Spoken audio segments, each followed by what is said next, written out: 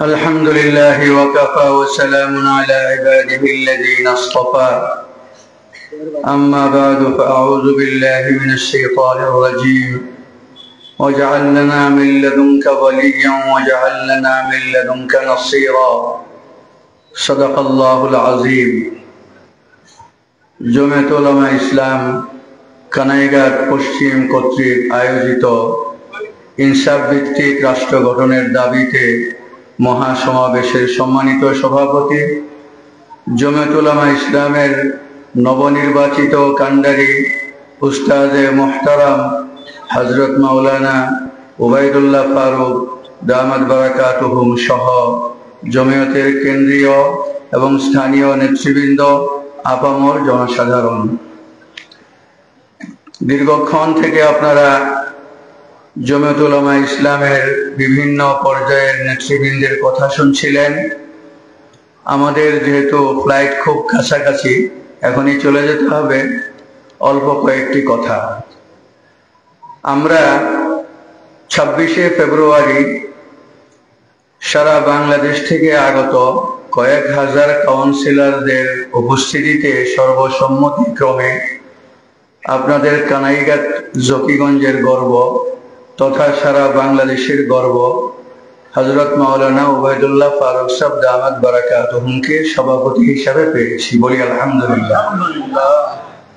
এটা শুধু আপনাদের জন্য গর্ব নয়, আমরা যারা সেন্ট্রালি যে সমস্ত নেতৃবৃন্দ কাজ করেন তাদের সঙ্গে থাকি, এই জন্য সেই চিত্রটা আমাদের সামনে যতটা উদ্ভাসিত, হয়তোবা কানাইঘাটবাসীর সামনে অতটা উদ্ভাসিত নাও হতে পারে। সেই জন্য কয়েকটি আলোচনা। হযরত উস্তাদে মুহতারাম উবাইদুল্লাহ ফারুক সাহেব দামাত বারাকাতুহুম আমার নামের ঘোষণায় একটা কথা বলছে, ঘোষক বলেছেন ঐতিহ্যবাহী জামিয়াতুন নূর আল কাসিমিয়া। আমার জামিয়াতুন নূর আল কাসিমিয়া ঐতিহ্যবাহী ছিল না, কিন্তু বর্তমানে হযরত উস্তাদে মুহতারাম উবাইদুল্লাহ ফারুক সাহেব দামাত বারাকাতুহুম আমার মাদ্রাসায় থাকেন এবং আমার মাদ্রাসা শেখুল হাদিস। এখন আমি গর্ব সহকারে বলি যে আমার মাদ্রাসা ঐতিহ্যবাহী মাদ্রাসা। দাওয়াত ও তাবলীগের মধ্যে যে ফিতনার কারণে মসজিদে মসজিদে আগুন, ঘরে ঘরে আগুন, আলহামদুলিল্লাহ আজকে সর্বশেষ এখন যে কাকরাইল মসজিদ ফিতনা মুক্ত, টঙ্গীর ইজতেমার মাঠ আপনারা ফিতনা মুক্ত দেখতেছেন। দাওয়াত ও তাবলীগের বলয়ের বাহিরে যে কয়েকজন উলামায়ে একরাম শীর্ষস্থানীয় এই ব্যাপারে ভূমিকা রাখেন, আমরা সকলে এবং তাবলীগের মুরব্বীগণ যেই ব্যক্তিত্বের পিছনে আমরা কাজ করি তিনি হলেন আপনাদের এই কানাইঘাটের গর্ব হযরত মাওলানা শেখুল হাদিস উবাইদুল্লাহ ফারুক দামাত বারাকাতুহুম। আজকে টঙ্গী এবং ইজতেমার মাঠ ফিতনা মুক্ত হওয়ার পিছনে যদি কারো অবদান থাকে তাহলে শীর্ষ অবদান হলো আমাদের জমিয়ত সভাপতি। তার অক্লান্ত পরিশ্রম এবং কৌশলী রোডম্যাপ প্রদানের কারণেই আজকে টঙ্গীর ইজতেমার মাঠ শঙ্কা মুক্ত, কাকরাইল ফিতনা মুক্ত। হযরত জমিয়ত কান্ডারি হয়েছেন মাত্র কয়েক মাস, ফেব্রুয়ারি, মার্চ, এপ্রিল, মে, 4 মাস। এই 4 মাসেই আমরা সেন্ট্রালি সারা দেশে যে কাজ করি, জমিয়তের কাজের মধ্যে আমরা অনুভব করি যে একটা নতুন জোয়ার জমিয়তের মধ্যে এসেছে। আলহামদুলিল্লাহ। দেখেন,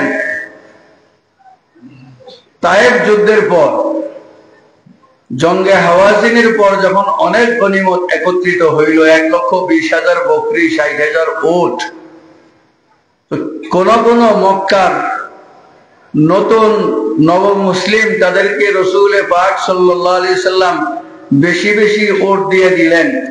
এটা নিয়ে কিছুটা অপরিণামদর্শী কিছু মন্তব্য যা রাসূল পাক সাল্লাল্লাহু আলাইহি সাল্লামের কানে মদিনার কোন কোন সাহাবীর পক্ষ থেকে আসলো, তখন রাসূল পাক সাল্লাল্লাহু আলাইহি ওয়াসাল্লাম একটা বক্তব্য দিয়েছিলেন। সেই বক্তব্যটা এমন ছিল, তোমরা কি খুশি না যে মক্কাবাসী উট বকরি নিয়ে ঘরে যাক আর তোমরা রসুল নিয়ে ঘরে যাও?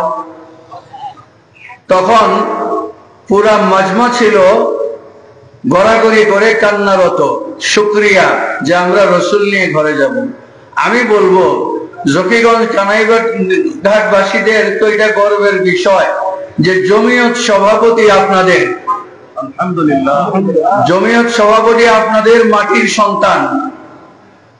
আলহামদুলিল্লাহ, আমরা এই নবনির্বাচিত সভাপতিকে নিয়ে যখন ওয়ার্ক করতেছি, আমাদের ক্যালকুলেশন হলো মিনিমাম 50টা সিটে বাংলাদেশে আমরা রেজাল্ট ঘরে আনার মতো সাহসী ভূমিকা নিয়ে কাজ করতেছি।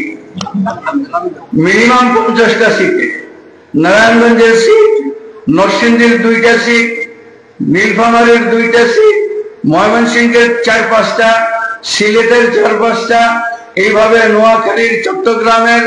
আমাদের ক্যালকুলেশনে আছে যে ইনশাআল্লাহ আগামী নির্বাচনে আমরা শুধু লড়বই না, 50টা সিটে আমরা জমিয়তের ফসল ঘরে উঠাবো ইনশাআল্লাহ। কানাইঘাট জকিগঞ্জবাসীর কাছে আবেদন যে আপনারা আগে আপনাদের সম্পদকে চিনেন।